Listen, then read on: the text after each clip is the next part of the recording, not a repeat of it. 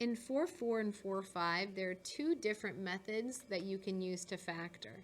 The other video I did the box method. In this video, I'm going to show you how to do grouping. You can pick whichever one you're more comfortable with, and then just be really good at using whichever one that you pick. Now, in number 1 and number 2, and all of them, we're going to do the grouping, and this is actually the way you were taught in 9th grade. Miss Miles and I prefer the box when we teach it in 9th grade. I think Miss Shire and Mr. McBurney prefer grouping. Doesn't really matter one way or the other. No matter what method you pick, you have to make sure that in this problem, as you can see, I hope, there is no GCF. Because of that, we identify A as 1, we identify B as 6, and C as 8. Hopefully this is ringing a bell. The next thing we do is we identify A times C. So 1 times 8 is 8. Now, we need two numbers that are going to multiply to that 8 I just found, but they need to add, whatever two numbers you pick, they need to add to this magic B value of 6. So if you're not very good at like multiplication, you can just start with, okay, well, I know 1 times 8 is 8. But that adds to 9. I need it to add to 6, so move up. 2 times 4 makes 8, and that adds to 6. There we go. I found the magic two numbers. No, it will not always be that easy.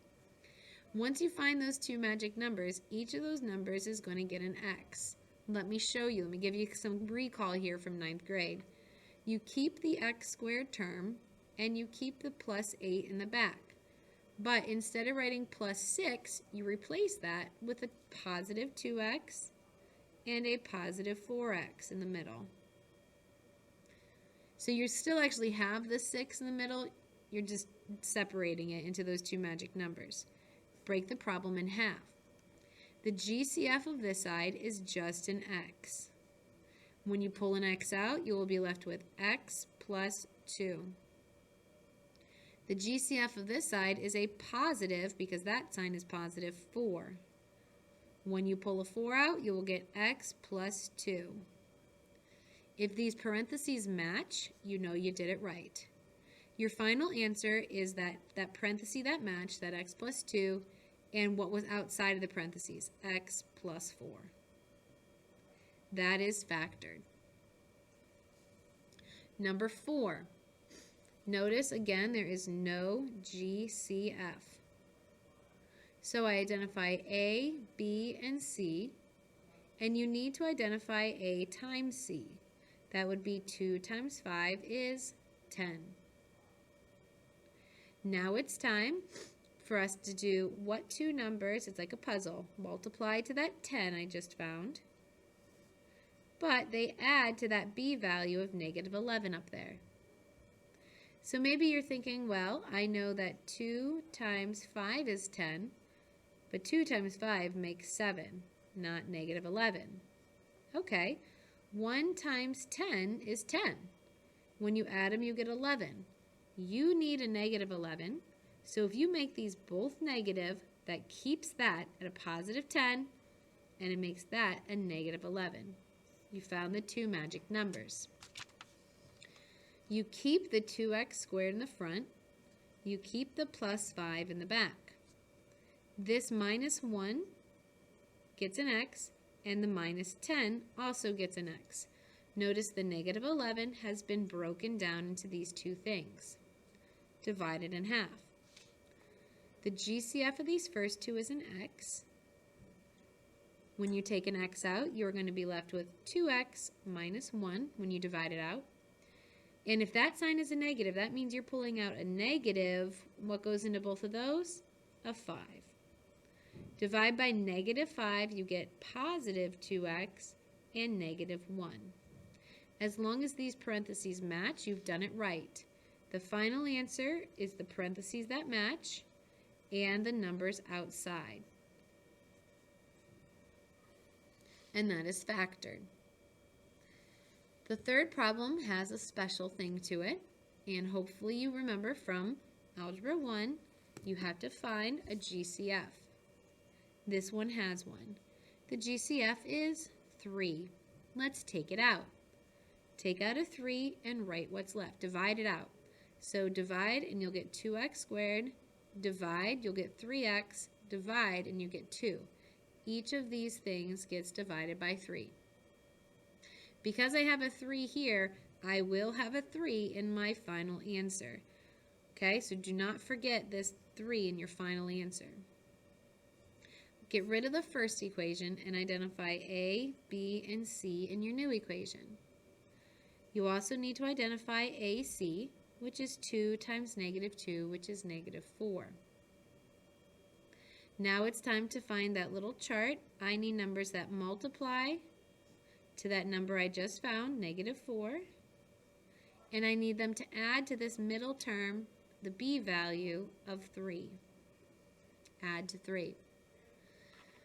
So I know that 1 times negative 4 makes negative 4. But unfortunately, that adds to negative 3. If I switch my signs, negative 1 times positive 4, that will add to my positive 3. These are the key numbers, and they will each get an x or whatever variable is in your problem. Now it's time to rewrite. So we're right here, right? We had that 3 out in front. Don't forget him later on, but right now we're going to do 2x squared, and now we're going to plug in these two middle terms, minus 1x plus 4x. So we don't do this middle term, and then minus 2 in the back comes down. Cut your problem in half. The first half, take out an x. When you divide out an x, you'll be left with 2x minus 1. In the second set, I'm going to take out a positive because that sign is positive, and the number that they both have is a 2. When you divide by positive 2, you'll be left with 2x and minus 1. Note these two parentheses match. I know I did it right. So I carry out my 2x minus 1 and my leftover x plus 2. Do not forget the GCF from way up top of 3. Number 20. Notice there is no GCF in number 20. So you identify A, B, and C. You also need to find AC as 2 times negative 3, which makes negative 6. I need you to remember to find numbers that multiply to that negative 6, but they need to add to that middle number up there of negative 5. Well, I know 1 times 6 makes 6, but I need to make a negative 5 when I add and a negative 6 when I multiply. So I know it can't be these because that makes a positive 6. So maybe you're thinking 2 times negative 3. Well, that'll work when you multiply, but it won't work when you add, because if you add, you get negative 1. The answer is negative 6 and positive 1. You have to have different signs to make a negative, and this is the only combination that's going to give you negative 5. These are the magic numbers. It's time to rewrite. So keep your 2x squared. Do not write your negative 5x, but instead write these two with an x. So minus 6x and plus 1x, and carry that minus 3 over. Split your problem in half. The GCF of these two is a 2 and an x. When you divide by 2 and x, you're left with just x, and a minus, divide by 2 and x, a 3. You have to be pretty good at taking stuff out. On this one, bring out a positive. The only number that goes into both of those is a 1. You will be left with x minus 3. Your parentheses match. You know you did it right. Drag down the parentheses that match and the leftovers from the outside, the 2x and the plus 1. That problem is factored.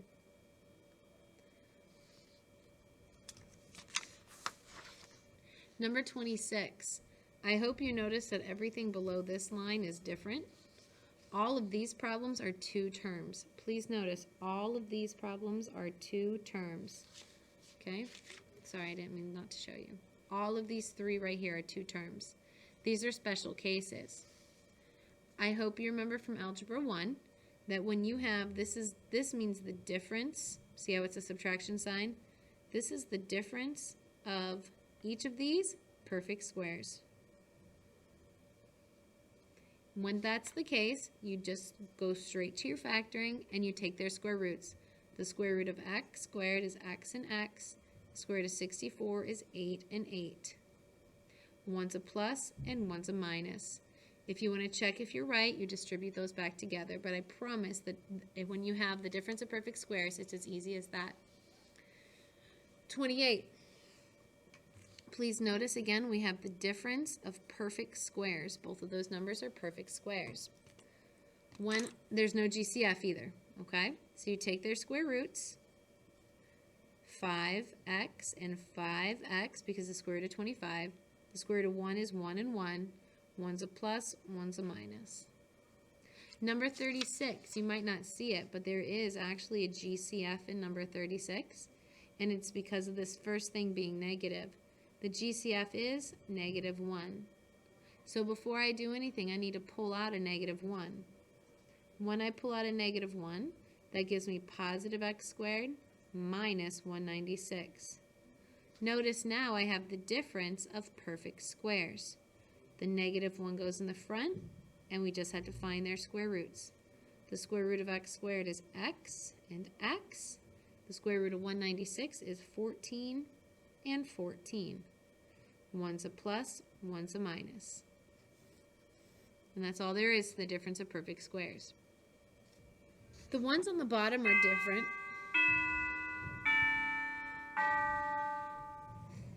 The ones on the bottom are different because they are comprised of 4 terms. With these ones, you look for a GCF to start with. Notice there is no GCF. Let's write that above the problem, okay? Notice there is no GCF. That means this is actually easier than the problems above. You cut the problem in half and you find the GCF of each side. Over here, you just pull out an x. When you do, you get 3x plus y. And over here, the GCF is a negative sign and the number 4. Let's pull out a -4. That's going to turn that into a positive 3x.